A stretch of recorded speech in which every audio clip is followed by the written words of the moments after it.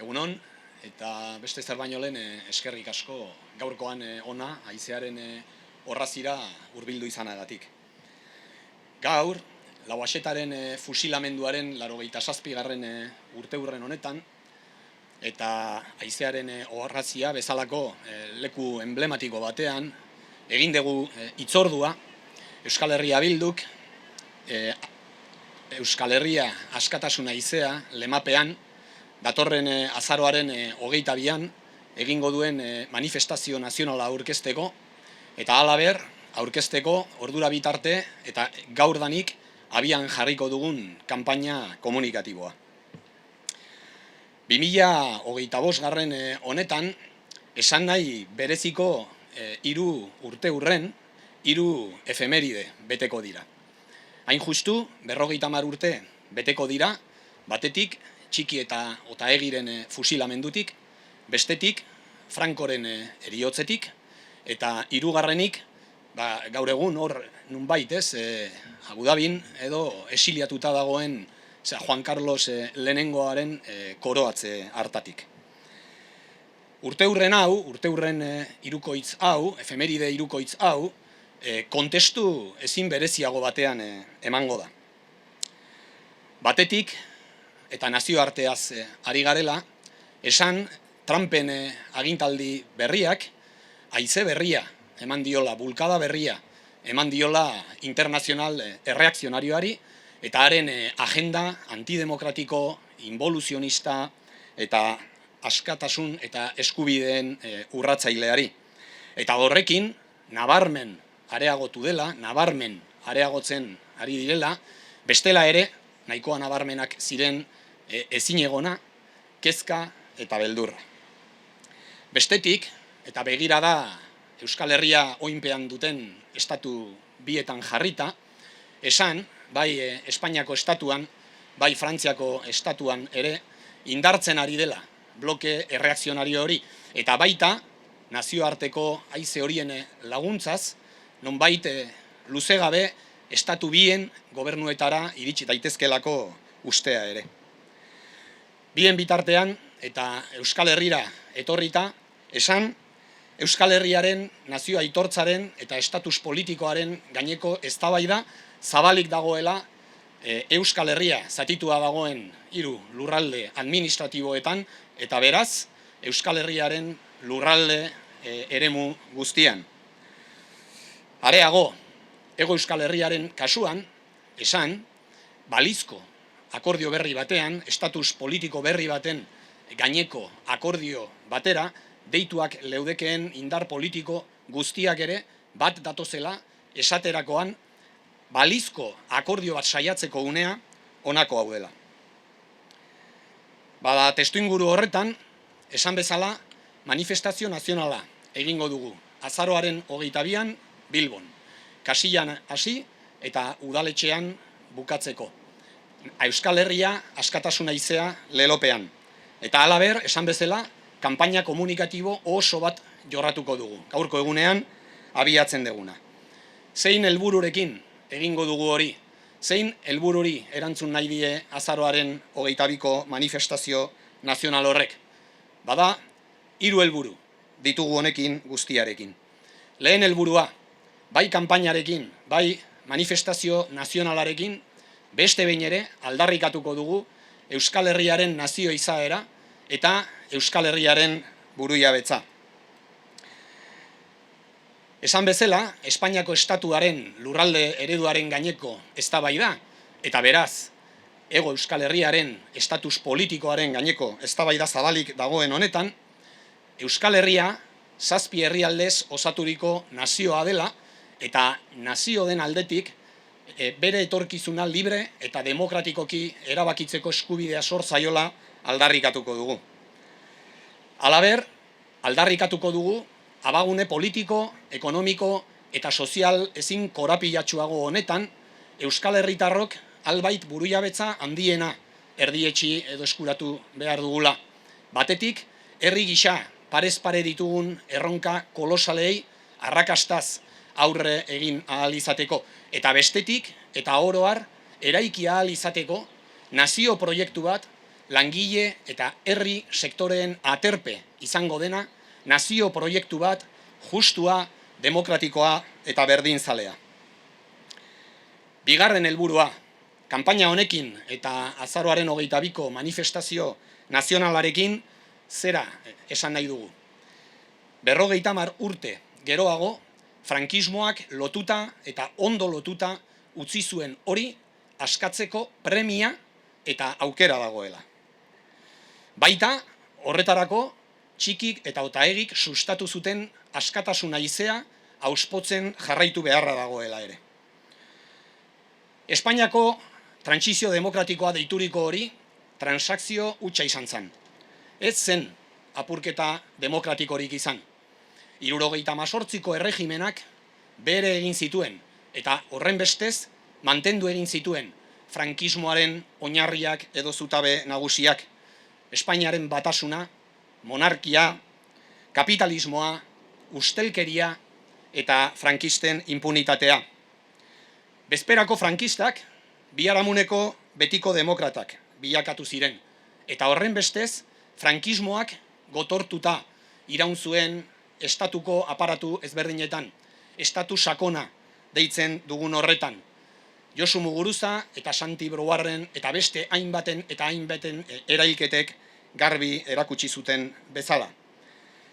50 urte geroago, garbi eta ozen esan beharra dago, ez dagoela bloke erreakzionarioa gelditzerik, ez dagoela bloke hori estrukturalki gelditzerik, Espainiako estatuaren demokratizazio sakona egin gabe, frankismoarekin behingoz apurtu gabe, eta ez dagoela Espainiako estatuaren demokratizazio sakon hori egiterik, Euskal Herriaren eta gainerako herrien nazio izaera eta erabakitzeko eskubidea aitortu eta errespetatu gabe.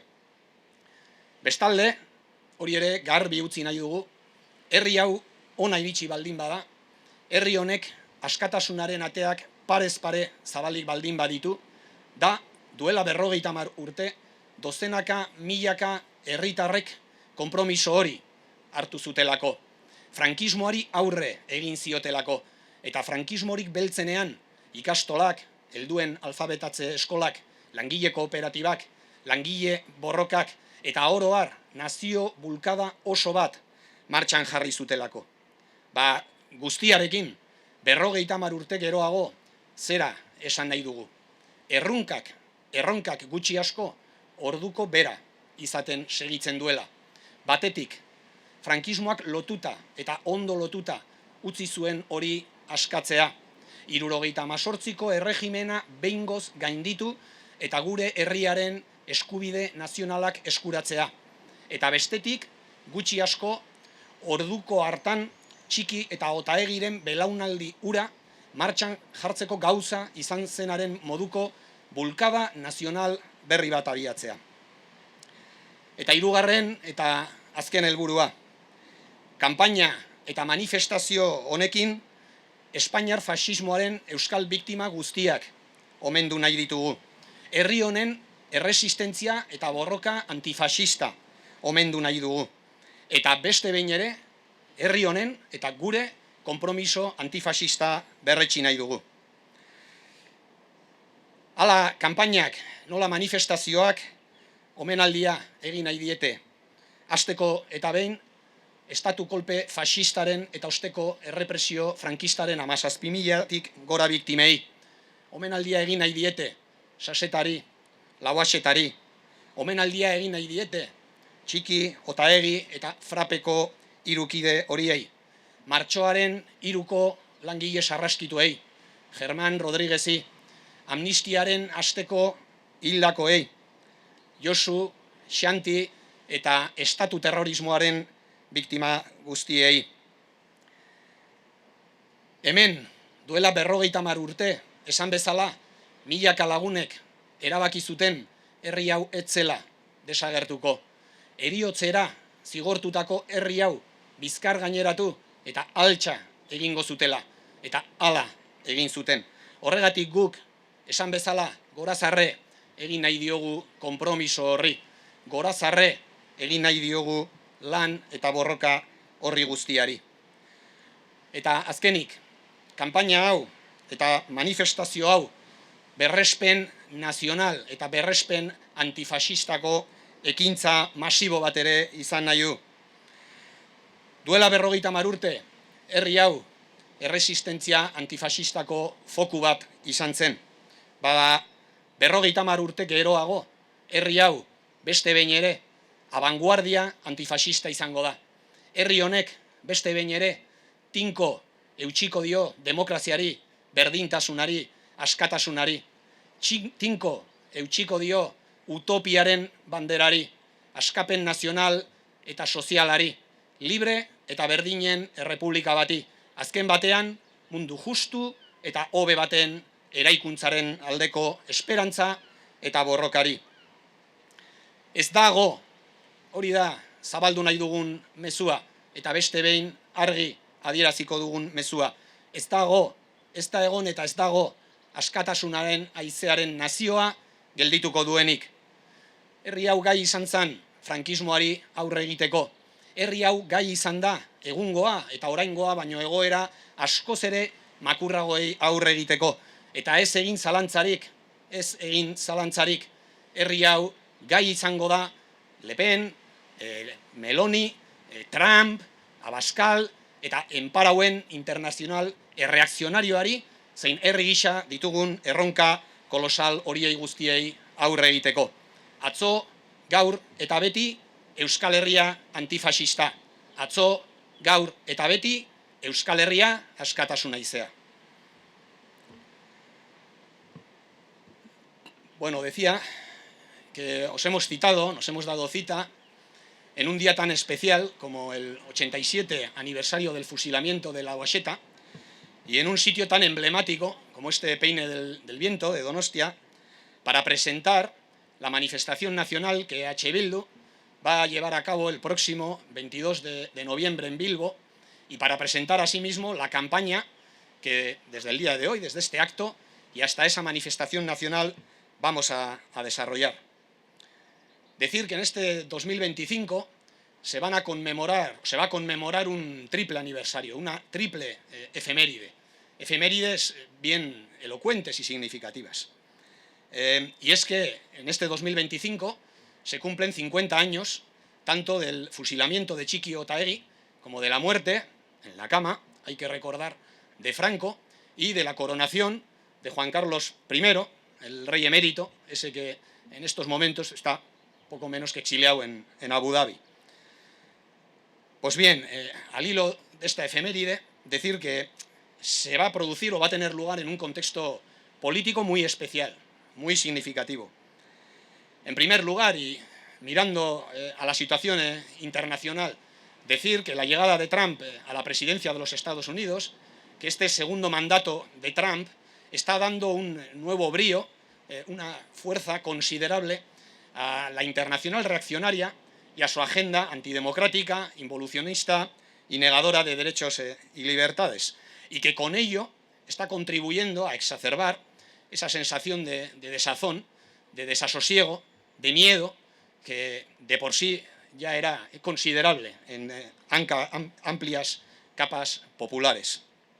En segundo lugar, fijando la mirada en los estados español y francés, en los estados que continúan negando y oprimiendo a nuestro pueblo, decir que esa internacional reaccionaria, que el bloque reaccionario también es cada vez más fuerte, también apunta cada vez a una mayor fortaleza, tanto en el Estado español como en el Estado francés, y que está aumentando la sensación de que es cuestión de tiempo que lleguen al gobierno, que lleguen al poder de ambos estados. Y por último, fijando la mirada ya en Euskal Herria, en nuestro país, en nuestra nación, decir que de un tiempo a esta parte, y gracias al trabajo y a la lucha de muchísimos años, se ha abierto en el conjunto del país el debate sobre la condición nacional y sobre el estatus político de Euskal Herria. Es más, en lo que hace a Hego Euskal Herria, decir que todas las fuerzas políticas llamadas a participar en un hipotético nuevo acuerdo o consenso sobre un nuevo estatus político coinciden en señalar que es este el momento de tratar de llegar a un acuerdo. Pues bien, Como decía, en este contexto, EH Bildu va a desarrollar toda una campaña y va a realizar una manifestación nacional el 22 de noviembre bajo este lema de Euskal Herria askatasuna haizea. Y lo va a hacer con 3 objetivos. El primero de ellos, volver a reivindicar, volver a poner encima de la mesa que Euskal Herria es una nación y que, como tal, le corresponde el derecho a decidir libre y democráticamente su futuro. En un contexto y en un momento, como digo, en el que está abierto el debate sobre el modelo territorial del Estado español y en el que está abierto, tanto en la Comunidad Autónoma Vasca como en Nafarroa Garaia, el debate sobre el estatus político, vamos a volver a reivindicar, vamos a volver a poner encima de la mesa que Euskal Herria es una nación compuesta de 7 territorios y que, como tal, tiene el derecho a decidir libre y democráticamente su futuro. Asimismo, vamos a poner encima de la mesa, vamos a reivindicar que los y las ciudadanas vascas debemos de obtener, debemos de hacernos con la mayor soberanía posible.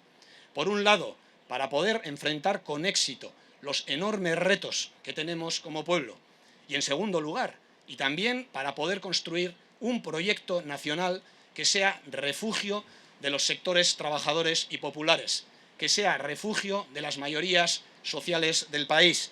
En definitiva, un proyecto nacional justo, igualitario, democrático y solidario. El segundo objetivo es decir que en esta tesitura, que en estas condiciones y 50 años después existe la posibilidad, pero también evidentemente la imperiosa necesidad de desatar lo que el franquismo, lo que Franco dejó atado y bien atado.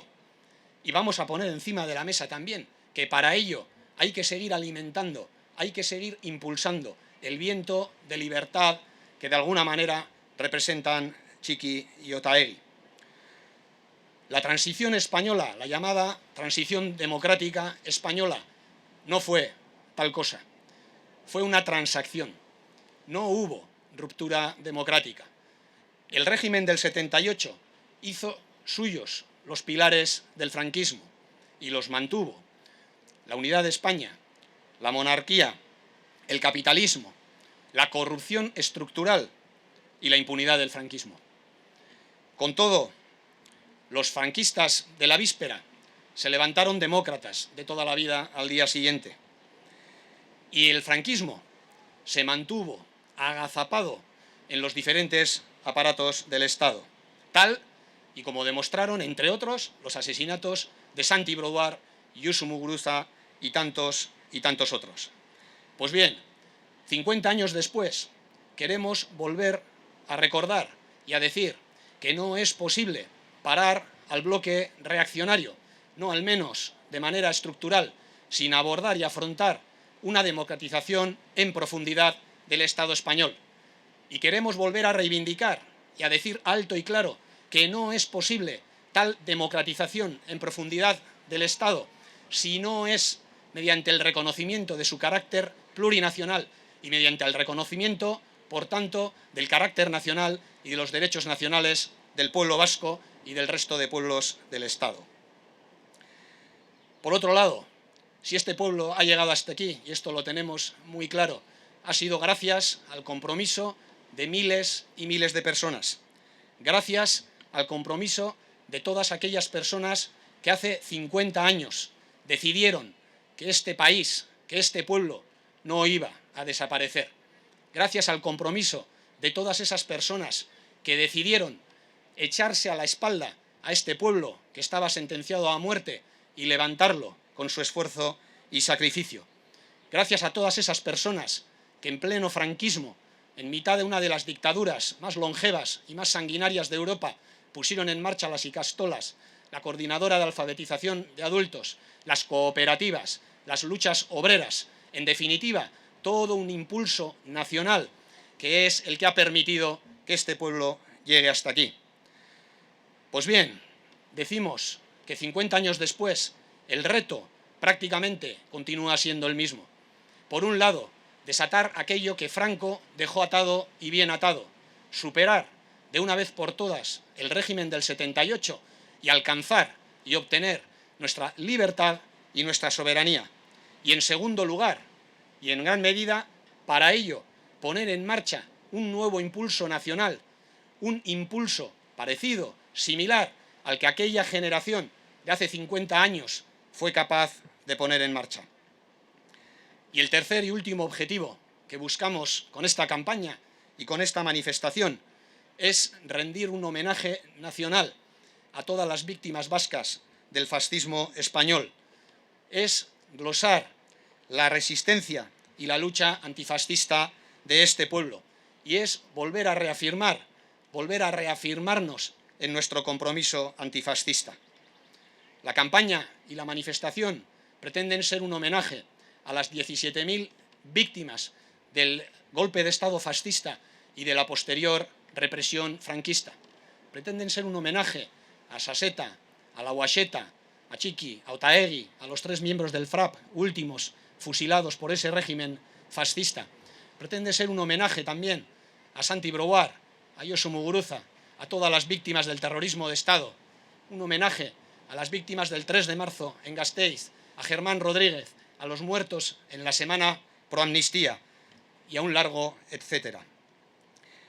Asimismo, la campaña y la manifestación pretenden, como decía, homenajear la resistencia del pueblo vasco, la resistencia antifascista del pueblo vasco. En este sentido, pretende ser un acto de reafirmación antifascista. Hace 50 años, este pueblo fue un reducto, fue un foco de resistencia antifascista. 50 años después, este pueblo, Euskal Herria, va a volver a ser vanguardia antifascista, va a volver a defender con uñas y dientes la democracia, la libertad, la igualdad y, en definitiva, una Euskal Herria y un mundo más justos. 50 años después, vamos a volver a agarrar con firmeza y a levantar la bandera de la utopía, la bandera del proceso de liberación nacional y social, la bandera de una república vasca de libres e iguales, la bandera de un mundo justo, libre y solidario. Ez dago askatasun haizearen nazioa geldituko duenik. No ha habido y no hay quien pare a la nación del viento de libertad. Euskal Herria antifascista, gaur eta bihar Euskal Herria askatasun haizea.